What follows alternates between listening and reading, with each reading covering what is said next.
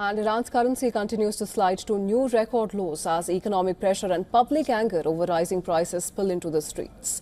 On the unofficial market, the rial weakened to about 1.47 million to the US dollar, underscoring the scale of the country's currency crisis despite repeated government efforts to stabilize the exchange rate.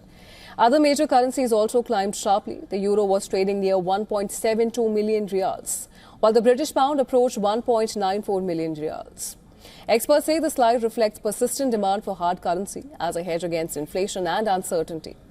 The latest decline follows weeks of sharp volatility that began in late December. The rial's plunge helped trigger protests in Tehran and other cities. What initially appeared as demonstrations driven by cost of living pressures has increasingly taken on a broader political dimension.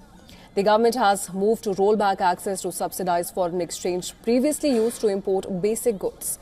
Critics say the policy shift has accelerated inflation rather than contain it.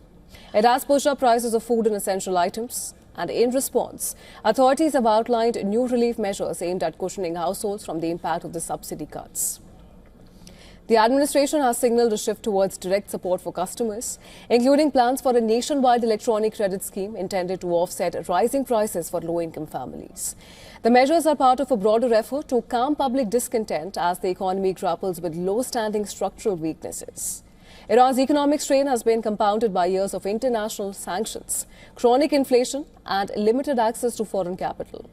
During periods of instability, many Iranians turned to dollars, euros, and gold to preserve their savings, which adds further pressure on the local currency. With inflation high, the confidence fragile, and protests continuing, the rial's latest fall highlights the growing challenges for the government and the broader economy in Iran.